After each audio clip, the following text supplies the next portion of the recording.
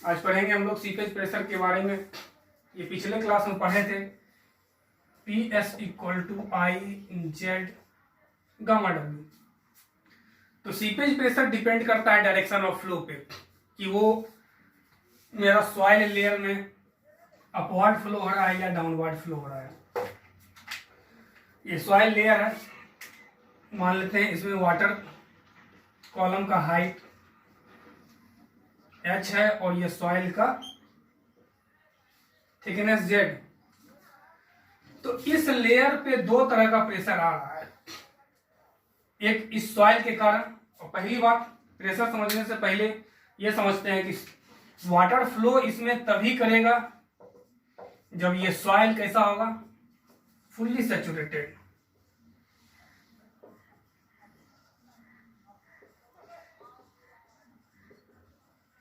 उसी केस में water flow करेगा, अदरवाइज फ्लो नहीं करेगा। यानी ये सॉइल सैचुरेटेड है और इस लेयर पे अगर हम लोग को प्रेशर निकालना हो तो इस लेयर पे प्रेशर क्या होगा, दो कारण से आ रहा है। एक तो सैचुरेटेड सॉइल के कारण आ रहा है, और प्रेशर बराबर हम लोग जानते हैं गामा रो जी एच। यानी रो जी एच को हम लोग यहाँ पे क्या बोलते हैं, सॉइल में गामा, और ये एच हम लोग जो लिए हैं एक्चुअली में सॉइल का थिकनेस कितना है, जेड। और सॉइल सबमर्ज है तो सबमर्ज, यानी इस सॉइल के कारण इस लेयर पे जो प्रेशर आएगा गामा सबमर्ज जेड। और इस प्रेशर के साथ साथ जब वाटर फ्लो करता है तो फ्लो के डायरेक्शन में क्या होता है, एक सीपेज प्रेशर लगाता है। और सीपेज प्रेशर हम लोग जानते हैं कितना होता है, आई जेड गामा डब्ल्यू। यानी इस लेयर पे दो तरह का प्रेशर आ रहा है, एक सॉइल के कारण प्रेशर आ रहा है और एक सीपेज प्रेशर आ रहा है। तो वो डिपेंड करेगा कि कितना होगा, ये डिपेंड करेगा डायरेक्शन ऑफ फ्लो पे। यानी इस पे जो इफेक्टिव प्रेशर आ रहा है, इफेक्टिव प्रेशर या इसको हम लोग स्ट्रेस भी बोलते हैं, यानी इफेक्टिव स्ट्रेस सिग्मा डैश से डिनोट करते हैं। ये कितना होगा, ये सॉइल के कारण तो प्रेशर आ ही रहा है, gamma submerge into Z plus minus ये seepage pressure I Z gamma W. Plus minus इसलिए कि प्लस कब होगा, जब सॉइल का प्रेशर तो नीचे लग ही रहा है। अब इसका जो फ्लो वाटर का डाउनवर्ड होगा, तो फ्लो डाउनवर्ड होगा तो ये प्रेशर भी डाउनवर्ड ही लगाएगा, और इस सॉइल का भी प्रेशर डाउनवर्ड। तो इस केस में क्या होगा, प्लस हो जाएगा इफेक्टिव प्रेशर। लेकिन वही फ्लो अगर अपवर्ड हो तो उस केस में क्या हो जाएगा, सॉइल का प्रेशर डाउनवर्ड लग रहा है और सीपेज प्रेशर अपवर्ड, तो उस केस में ये हो जाता है माइनस। इसको हम लोग बोलते हैं इफेक्टिव स्ट्रेस। अब इसमें एक टर्म पढ़ना है हम लोग को, क्विक सैंड कंडीशन। तो उसको समझने के लिए थोड़ा सा यहाँ पे समझते हैं हम कि किसी भी कारण से अगर ये इफेक्टिव प्रेशर जीरो हो जाए, तो इफेक्टिव प्रेशर जीरो कब होगा, तो एक ही केस में जीरो हो सकता है, जब वाटर अपवर्ड हो फ्लो और सॉइल का प्रेशर डाउनवर्ड हो, मतलब दोनों का डायरेक्शन क्या हो, अलग अलग। तो उस समय इफेक्टिव स्ट्रेस जीरो हो सकता है। पहले दोनों को अलग अलग करके देखते हैं। इफ फ्लो इज डाउनवर्ड, अगर फ्लो डाउनवर्ड हो रहा है तो उस केस में effective pressure sigma Z equal to gamma submerge Z minus I Z gamma W, इतना होगा, सॉरी प्लस होगा।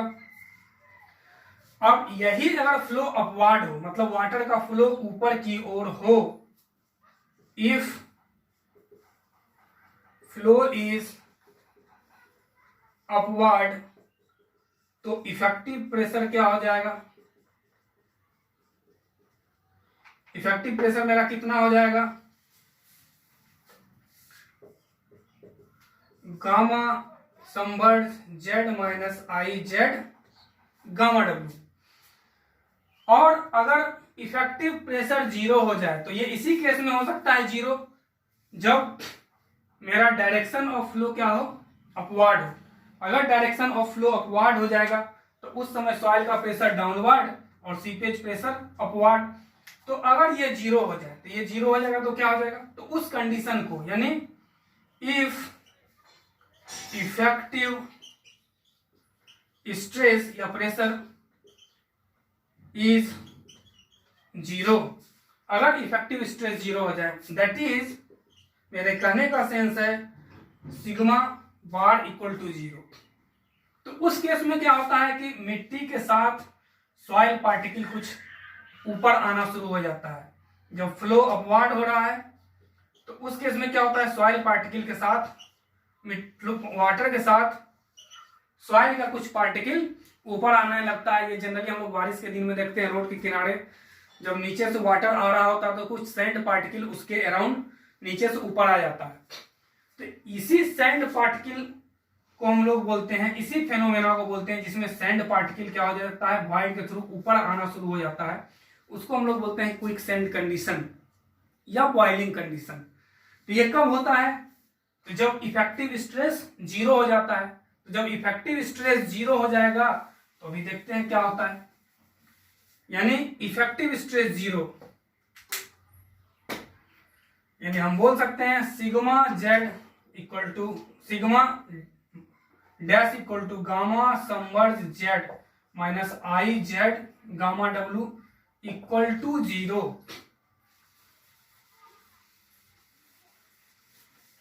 ये जीरो हो जाएगा तो क्या होगा, gamma submerge Z equal to I Z gamma W. तो यहां से आई इक्वल टू क्या हो गया, जेड जेड कैंसिल हो जाएगा, gamma submerge divided by gamma W. और गामा सबमर्ज का वैल्यू हम लोग फर्स्ट यूनिट में पढ़े हैं कि g minus one divided by one plus E into gamma W होता है डिवाइडेड बाय गामा डब्ल्यू। यहाँ से गामा डब्ल्यू कैंसिल हो जाएगा, यानी I equal to G minus one यानी वन प्लस ई। यानी हाइड्रोलिक ग्रेडियंट का एक और फॉर्मूला है g minus one plus E. और इस हाइड्रोलिक ग्रेडियंट को हम लोग बोलते हैं क्रिटिकल हाइड्रोलिक ग्रेडियंट और इसको IC से डिनोट करते हैं। यानी क्रिटिकल हाइड्रोलिक ग्रेडियंट कंडीशन कब होगा, जब क्विक सैंड कंडीशन डेवलप होगा। यानी क्विक सैंड कंडीशन कब होगा, जब इफेक्टिव स्ट्रेस मेरा जीरो के बराबर हो जाएगा। तो उस समय क्या होगा कि सैंड पार्टिकल यानी सॉइल पार्टिकल का क्या होता है, वॉइड्स के थ्रू बाहर आने लगता है। उसी कंडीशन को हम लोग बोलते हैं क्विक सैंड कंडीशन। ये कंडीशन है क्विक सैंड। तो यहां से हम लोग हाइड्रोलिक क्रिटिकल हाइड्रोलिक ग्रेडियंट के बारे में पढ़े। इसके बाद थोड़ा सा फेरेटिक लाइन के बारे में हम लोग समझते हैं कि फेरेटिक लाइन क्या होता है। फेरेटिक लाइन, जैसे मान लेते हैं ये डैम है, डैम में एक तरफ वाटर भरा हुआ है, तो इस वाटर के कारण डैम पे प्रेशर लगता है और वाटर क्या होता है, फ्लो करते हुए अप स्ट्रीम से डाउन स्ट्रीम में जाता है। यही हुआ फ्लो का डायरेक्शन।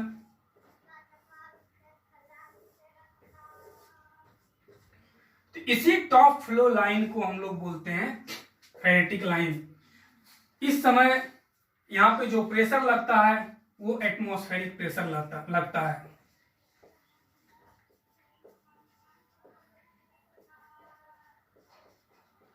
यानी ferritic line top flow line होता है किसी भी डैम के अंदर या कहीं भी, और फेरेटिक लाइन के ऊपर एटमॉस्फेरिक प्रेशर लगता है।